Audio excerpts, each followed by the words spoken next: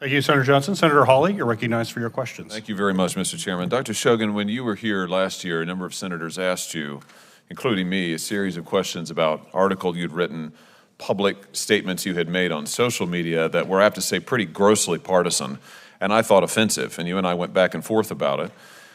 After that, a number of us asked you questions for the record relating to these statements. I want to follow up on one of them. I, in particular, asked you to give us a full accounting of the public posts that you had made on Twitter. You had locked your Twitter account before you came before this committee. It had previously been public.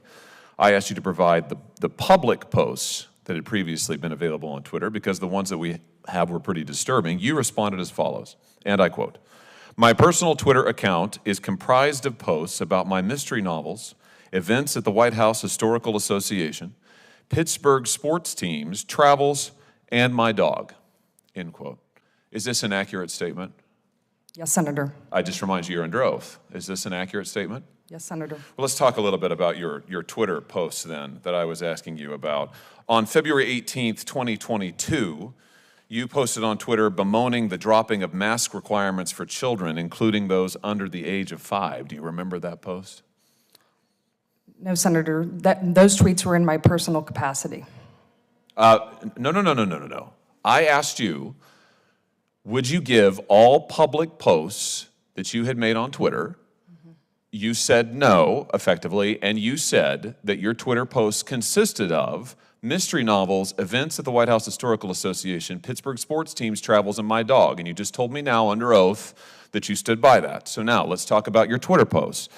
On February 18th, 2022, you posted bemoaning the fact that mask requirements for children under the age of 5, one of whom I happen to have, by the way, had been dropped.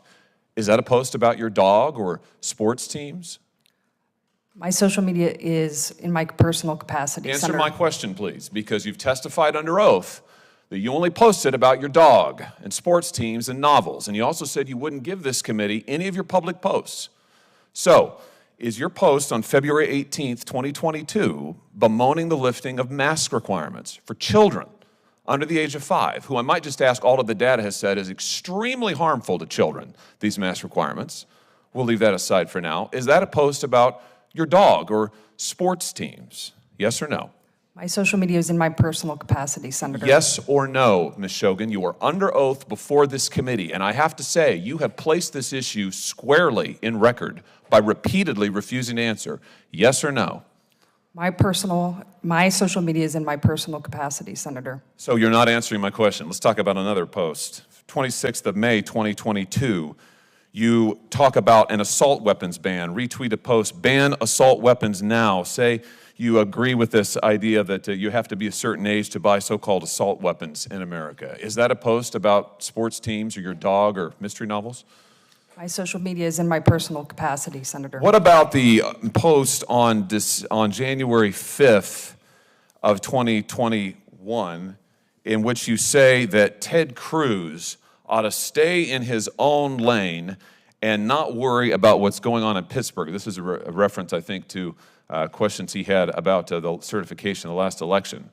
Is that a post about your dog or sports teams or mystery novels?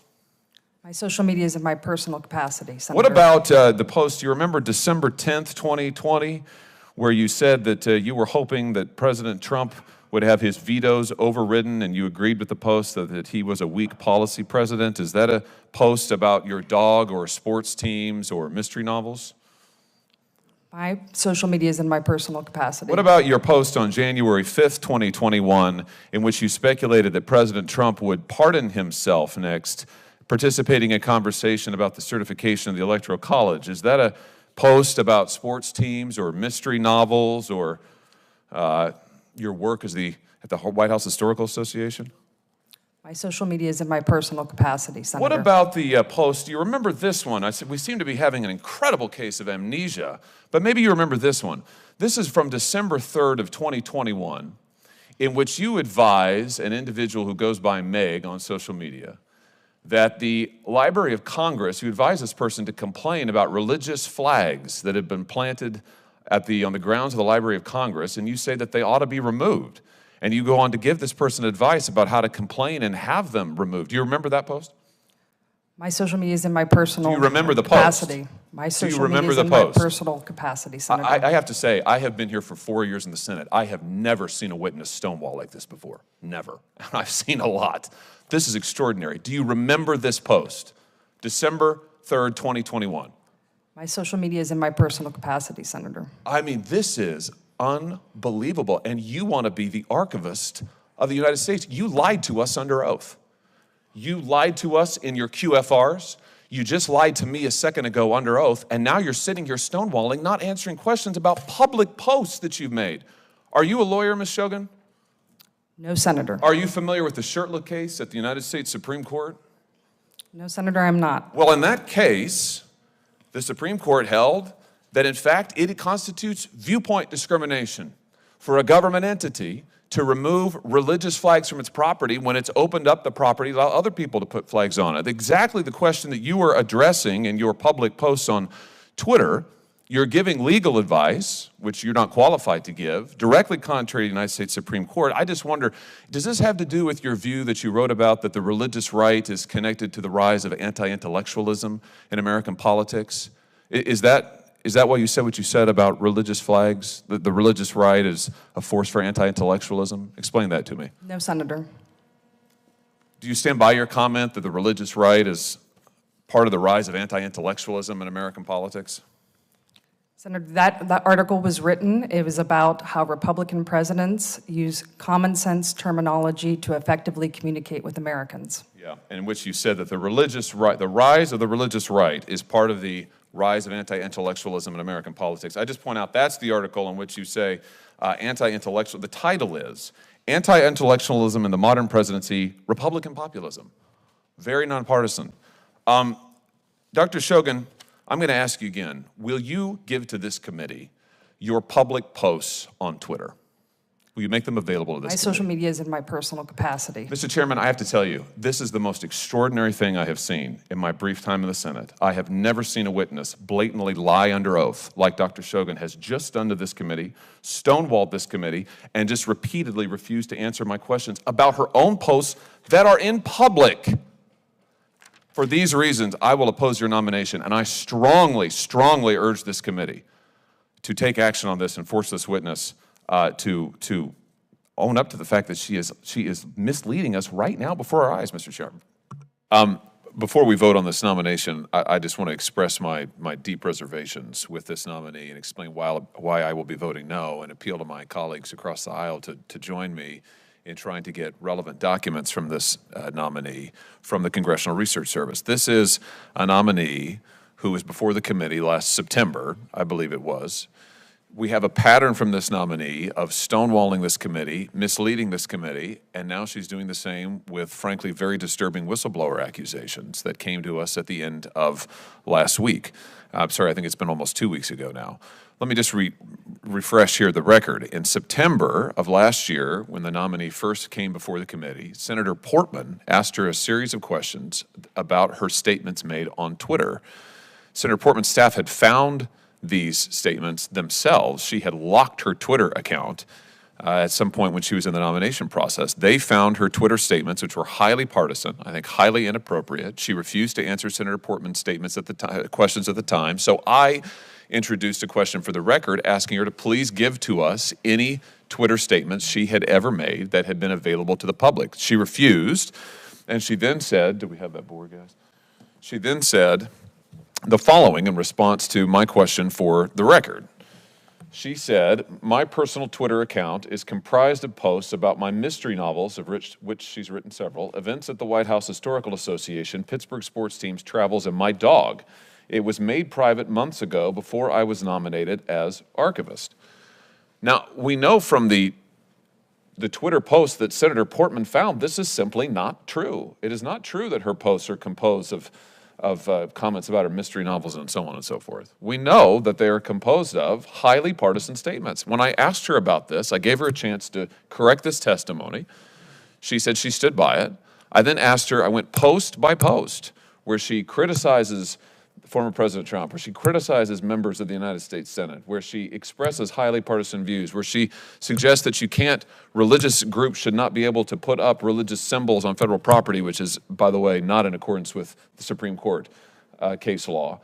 And in all of these, she then refused to answer my questions. Now listen, she's entitled to have her views. She can say whatever she wants, and she can say whatever she wants on Twitter. But what she cannot do is lie to this committee. And to say to this committee that her post consisted of this, when we know from Senator Portman's research that's not true, is simply false. That's point number one. Thank you, Vijay. Point number two is, after that testimony, a whistleblower, former employee of Dr. Shogan, came forward to my office. We have a normal whistleblower procedure. I'm sure you all do. We followed that procedure. I think she came to us on a Friday. We sat down with her as quickly as we could, following our usual procedure. I then called the chairman about this, said we're going to refer her allegations, I'm saying her because she's allowed her identity to be used, to the committee, which we did. The committee staff had an opportunity to meet with her. I understand they did again yesterday.